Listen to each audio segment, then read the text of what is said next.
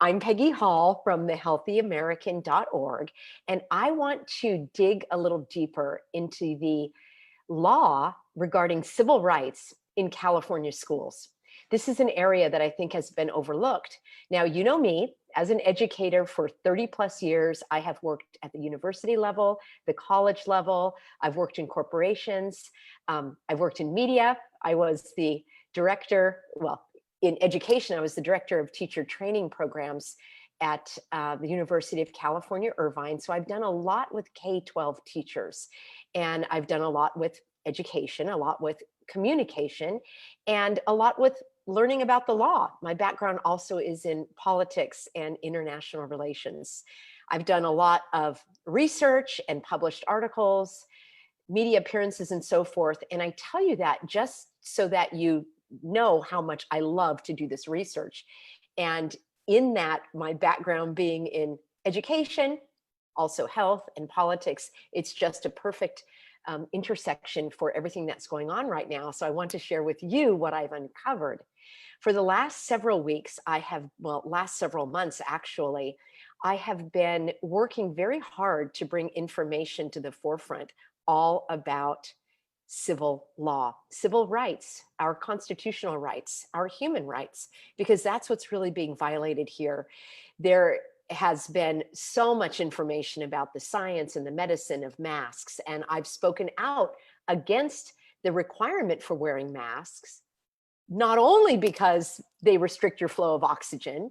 I have my own religious beliefs regarding not veiling my face before God, but more than that, our individual rights are protected. Our freedoms are protected by the Constitution. They're not given to us by the Constitution. We are born with those rights. The Constitution protects the government from taking those freedoms and rights.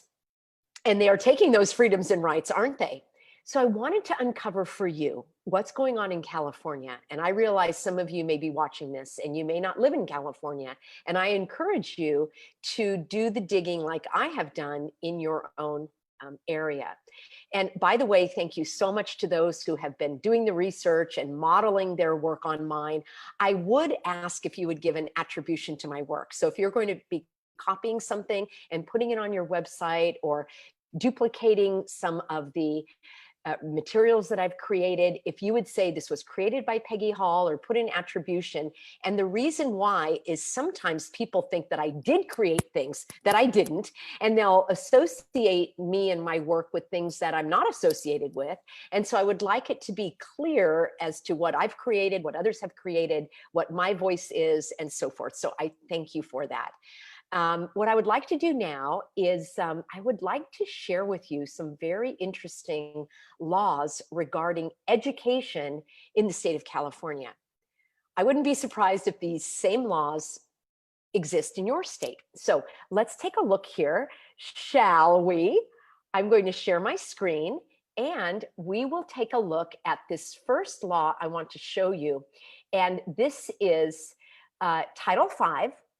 All right, that's what this is here. And CCR means the California Code of Regulations. And this is section 4900. So in section 4900, it is all about non-discrimination and educational equity. That's a word that California likes, equity. So non-discrimination in elementary and secondary educational programs receiving state or federal financial assistance.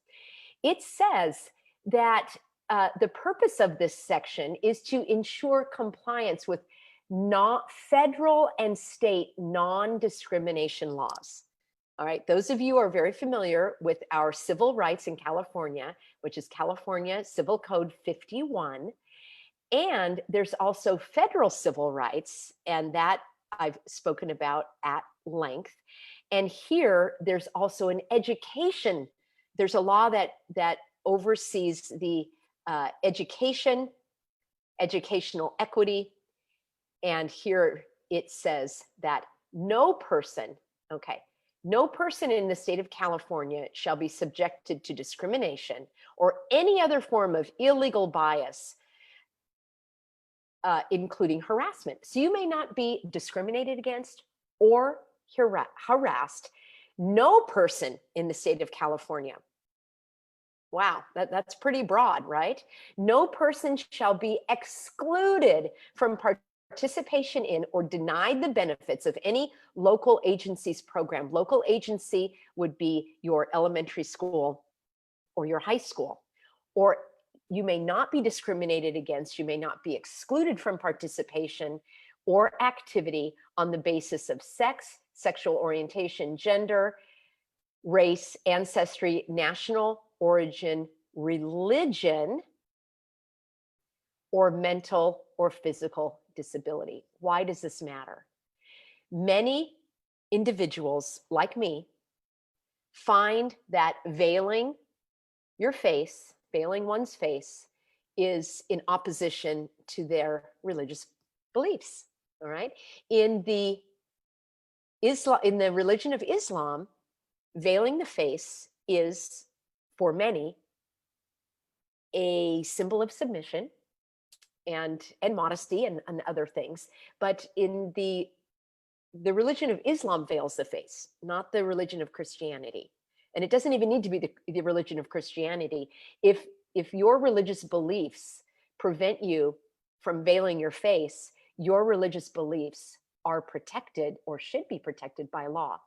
Any physical disability, which would prevent you from wearing a mask comfortably, including being able to breathe. So you may not be discriminated against. So all of these programs that are receiving or benefiting from state or federal financial assistance, so that may or may not be a private school. I can't speak for the private schools. It's possible they are getting money. I don't know about the private schools. This is the public school in California. So these schools must recognize and eliminate unlawful discrimination. So parents who are worried about sending your children to school, individuals who work for these schools, you may not be discriminated against because of your religious belief and your mental or physical disability. Let's take a look at another law, shall we? So this was Title V, Section 4900. And here's another one. You can just do an internet search. They will pop up. Here's another one, the Education Code. And it states that it is the policy of the state of California to afford all persons in public schools, regardless of their disability and these other conditions and their religion, right? So here's another one, and their religion. They are afforded, here it is, afford all persons in public schools. Okay, all persons is not just students. All persons is all persons. All persons are afforded equal rights, period. Period. All right? Let's take a look at another law, shall we? Here's another one, Article 5.5, the Safe Place to Learn Act. All right? Here we go again. There are several laws. Here's yet another law, that there is a policy that prohibits discrimination, harassment, and bullying based on the actual perceived characteristics. And here they're listed again. So it's usually your gender, nationality, race. You know what? I hate when they say that. There's one race. It's the human race. Now you can talk about different people groups, different ethnicities. There's one race. It's the human race.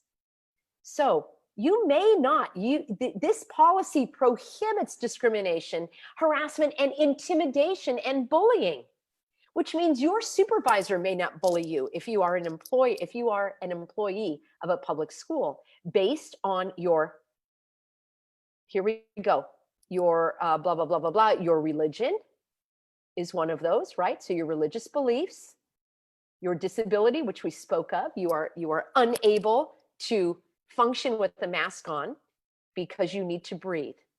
So these are just a few here of, let me get back on with you. These are just a few of the laws that I found related to the Education Code in California. You could do a search in your state for the Education Code. It may be called Education Statutes. You'll become familiar with the language in your state. And I simply did a search for civil rights in education. Your civil rights are protected by law. I'm going to do another video to remind law enforcement that their job is to enforce the law and to uphold their oath of office, which includes the California Constitution, the Constitution in the state wherever they are enforcing law, and the US, the federal Constitution. When these law enforcement officers say, well, it's just the store policy, they can do whatever they want, I can't do anything, it's their store policy, that is an inaccurate statement. You know and I know that no business may enforce a policy that violates established law. And it's great, I'm hearing everybody say that now because that message is getting through. And I hope that the law enforcement officers will get that message as well. And now I hope that these educators, these educational institutions will get the message as well. Coming up, I will be creating an educational video to explain to you exactly how you can file complaints when your civil rights have been violated. There are forms online. There are different, just like I showed you different laws, there are different ways that you can file these complaints. You can file them in the state, you can file them with the federal government, you can file them with a civil grand jury.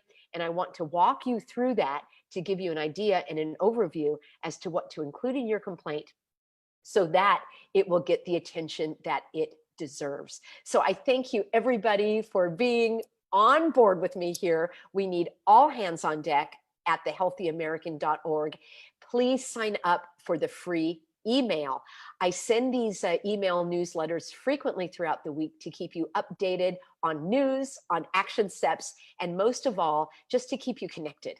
So the three pillars that we follow, the three principles here, really, I've just narrowed it down or have made it a little bit more concise to convey is number one is connection. We stay connected.